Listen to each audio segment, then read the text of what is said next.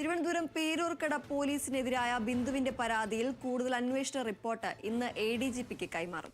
SI പ്രസാദിന് പിന്നാലെ Peroorkada ASI പ്രസന്നനെ എതിരെയും നടപടിക്ക് സാധ്യതയുണ്ട്. വാർത്തയുടെ കൂടുതൽ വിവരങ്ങളുമായി വിഷ്ണു കരുണാകരൻ ചേരുന്നു. വിഷ്ണു, എഎസ്ഐക്കെതിരെയും നടപടിക്ക് സാധ്യതയുണ്ട് എന്നുള്ള വിവരങ്ങളാണ് പുറത്തു വരുന്നത്. എന്തൊക്കെയാണ് കൂടുതൽ വിശദാംശങ്ങൾ?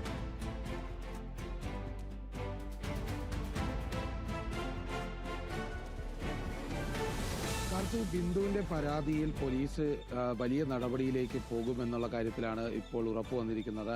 അതായത് എഡിജിപി എച്ച് വെങ്കടേഷിന് ഇന്ന് പ്രത്യേകം തയ്യാറാക്കിയ റിപ്പോർട്ട് കമ്മീഷണർ നൽകും.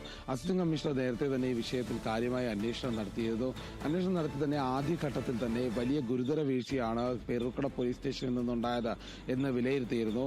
അതിന്റെ ഭാഗമായി തന്നെ എസ്ഐ പ്രസാദിനെ അന്ന് തന്നെ സസ്പെൻഡ് ചെയ്തിരുന്നു. ആ നടപടിക്ക് പിന്നാലെ എഎസ്ഐ പ്രസന്നനെതിരെയും വലിയ ആരോപണങ്ങളാണ് ബിന്ദു ഉയർത്തിക്കൊണ്ടുവന്നത്. ബിന്ദുവിനെ അവിടെ ചോദ്യം ചെയ്യാനായി പിടിച്ചിരുത്തിയ സമയത്ത് തന്നെ വെള്ളം നൽകിയില്ലെന്നും അതോടൊപ്പം തന്നെ എഎസ്ഐ പ്രസന്നൻ ഭീഷണിപ്പെടുത്തിയെന്നും അടക്കമുള്ള കാര്യങ്ങൾ പുറത്തു പറഞ്ഞിരുന്നു.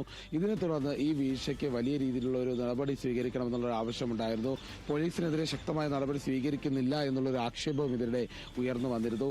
അതിന്റെ ഭാഗമായാണ് എഎസ്ഐ പ്രസന്നന് സസ്പെൻഷൻ നൽകാനുള്ള സാധ്യത ഇവിടെ കാണുന്നത്. അതോടൊപ്പം തന്നെ ഒപ്പമുണ്ടായിരുന്ന മറ്റ് CPOമാർക്കെതിരെയും നടപടിയെടുക്കാനുള്ള സാധ്യതയുണ്ട്.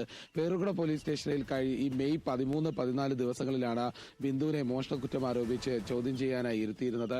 20 മണിക്കൂറോളം ബിന്ദുവിനെ പോലീസ് സ്റ്റേഷനിൽ ഇരുത്തിയപ്പോൾ ബന്ധുക്കളെ ബന്ധപ്പെടാനോ അല്ലെങ്കിൽ പുറത്തു പോകാനോ ഒന്നും അനുവദിച്ചിരുന്നില്ല.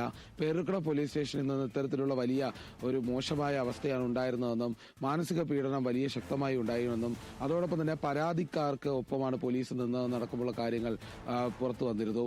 ഏതായാലും ബിന്ദു ശക്തമായ നിയമ പോരാട്ടത്തിന് തയ്യാറായിരിക്കുകയാണ്.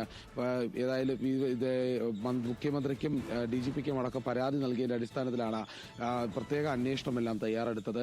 സ്പെഷ്യൽ ബ്രാഞ്ച് റിപ്പോർട്ട് സമർപ്പിച്ചതിന്റെ അടിസ്ഥാനത്തിലാണ് അസിസ്റ്റന്റ് കമ്മീഷണറുടെ നേതൃത്വത്തിലുള്ള അന്വേഷണത്തിന്റെ ഭാഗമായി ഈ എസ്ഐക്കെതിരെ സസ്പെൻഷൻ നടപടി സ്വീകരിച്ചത്. തൊട്ടു പിന്നാലെയാണ് ഇപ്പോൾ കൂടുതൽ പോലീസുകാർക്കെതിരെ നടപടി ഉണ്ടാകാനുള്ള സാധ്യത കാണുന്നത്. കാർത്തു.